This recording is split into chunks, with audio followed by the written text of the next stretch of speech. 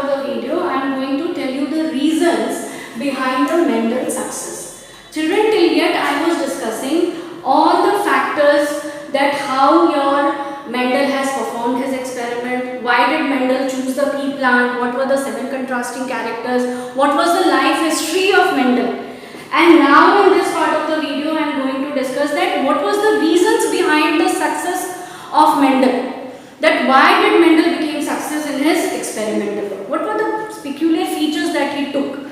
Almost all the factors I have discussed. But as a question part I am going to give you the answer over here.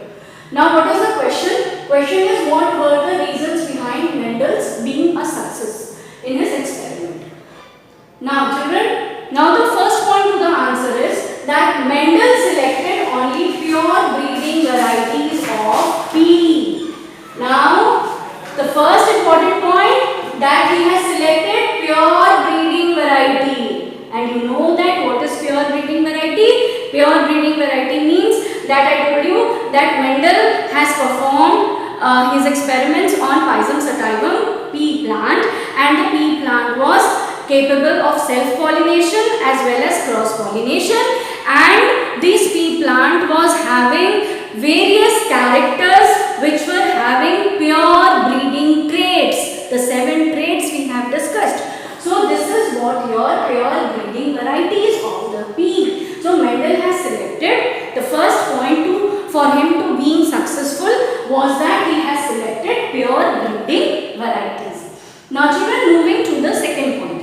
Mendel selected only those traits which do not show linkage and incomplete dominance. Now children, linkage or incomplete dominance we are going to discuss in the later part of the chapter, in the later videos. But here is what we are going to discuss, that he selected only those traits which do not show linkage or incomplete dominance. Incomplete dominance we can define it as that I told you that Mendel took a flower, and suppose that he has taken a flower of red color and white color.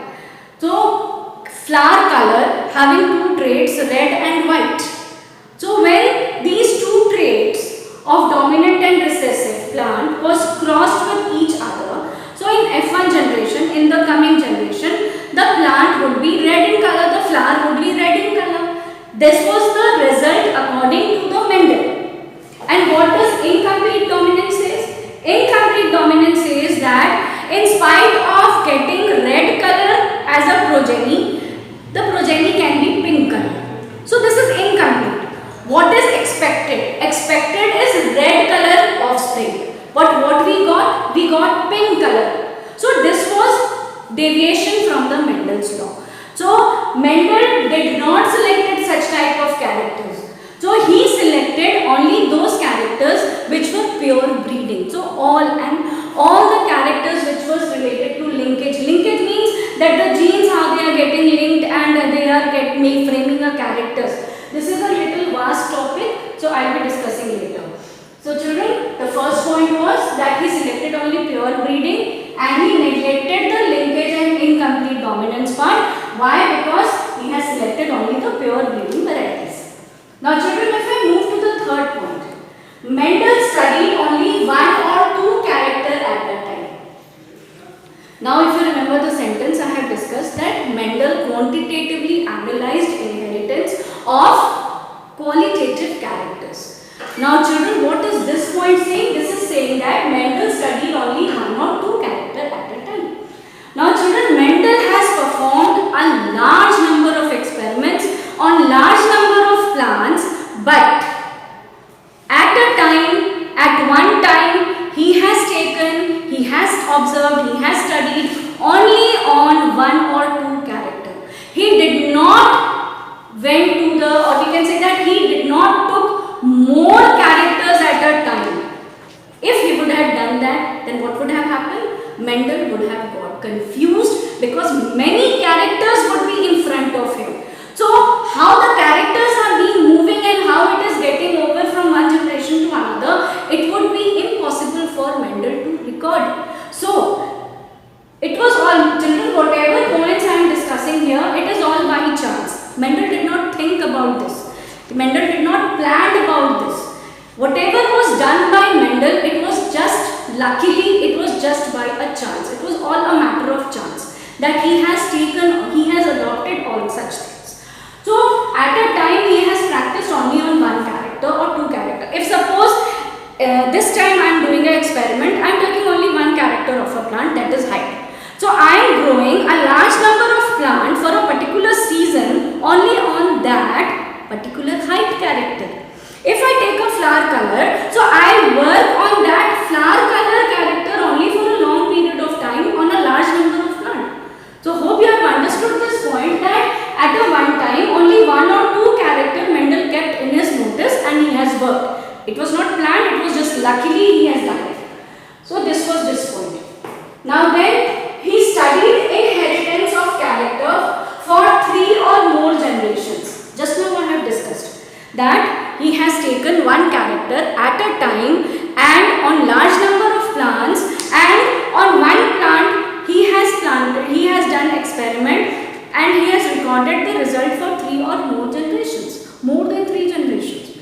If one plant he has taken for a character height, tall and dwarf, and he has crossed. Now suppose children, if I draw over here, now if here this is a P1, he is crossing with P2 and then he is getting the generation P3. Children, this is F1 generation. This is parent generation, this is parent male, this is parent female plant, both are being crossed, progeny is obtained, offspring is obtained. So this is F1 generation. Now children, this F1 generation offspring P3 will be crossed by P4 plant, and again it will be giving us next generation P5. This will be F2 generation. Now this F5 plant will again be crossed with P6 and we will be getting P7, and this P7 is generation 3. So generation 1, generation 2 and generation 3. So continuously on one plant only he was working, and that results which he recorded, this results was he observed for more than 4 generations. Those calculations are very necessary over here children, that this is was one of the basic reasons for Mendel to be a successful in his experiment. He took only one character, two character at a time, and he has studied that character for more than 3 and 4 generations. Now children, moving to the next point. The next point is that he kept record of every experiment. Just now I have shown you the cross over here, that is cross and recorded all. This was very important purpose for Mendel, that whatever work Mendel has done, all the experiments, all the crosses which he made among the pea plants, everything was recorded. He recorded in the book. He recorded in mathematical forms. He kept the data of that. That suppose if 2 plants were crossing and in the F1 generation I am getting 5 number of plants. So 5 number of plants among 5 number of plants, all the plants are tall. Then again in the next generation he is observing. So again he obtained 4 number of plants, and in 4, 2 are tall and 2 are dwarf. So this 2 and 2, all 4, he kept the record. So it was also one of the successful point for him to being successful in his experiments, that he kept record of everything. Then he conducted experiment on large number of plants for a same trait. This again I have discussed. If I am taking a trait tall or dwarf or purple color, white color, any of the contrasting traits if I take for a particular character. So he has performed a large number of experiments on that particular trait for a large number of time. That is why that sentence has been mentioned in your NCERT book, that Mendel quantitatively analyzed inheritance of qualitative character. Children, repeatedly I am repeating this sentence. Everywhere that sentence will be proved by all these type of statements. And these were the very important points which made Mendel successful in his experiments. There are more points also I am going to discuss now. Now children, let us move ahead with the next point to get the answer to the reason that he conducted self-pollination experiment precisely. Self-pollination experiment. I told you that bee plant by itself in nature, it was self-pollinated. So he has conducted self-pollinated experiments also. Plus children, he has went for your cross-pollinated experiments also. Now children, moving to the next point. He kept statistical method and used laws of probability to analyze his experiment. I have told it before also that he was the scientist who has related the mathematics with biology. And I told you that he kept all his record in datas, and those datas were in form of statisticals or in the form of probability. Everywhere probabilities were there. So he accepted the laws of probability also. That 50% of the chances may be that the flower may be tall, the plant may be tall in height. The 50% chances may be that the plant may be dwarf in height. 50% chances may be that the flower may be red in color or white in color. So he accepted the laws of probability also, and all those things, whatever he observed, he recorded in form of statistical data.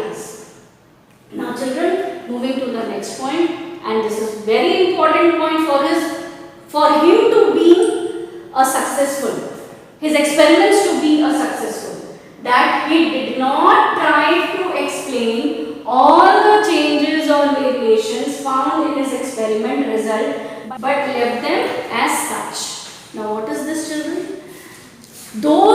He never tried to give answers to those questions which he couldn't answer, for which he was not having any reasons. He didn't have any explanation. To those questions, to those traits, he did not touch on them. He left them in such a way only. So, whatever characters he took and whatever traits he took, so what were the results he was getting? So, the precise results which he was getting, he has taken only those characters, those records in his observations, in his experiments of hybridization techniques there.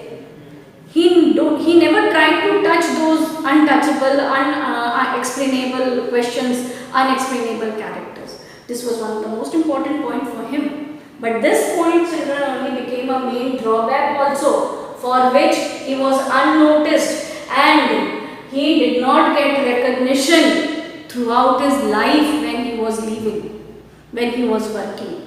This was also one of the reasons. This was the reason for his success also, this was the reason for his failure also. So children, here whatever I have discussed in this part was that how did Mendel got success in his experiments, or what were the reason behind him so that his experiments became successful. What were the points that he kept for his experiments which made him successful. Hope children, this session was clear to you all.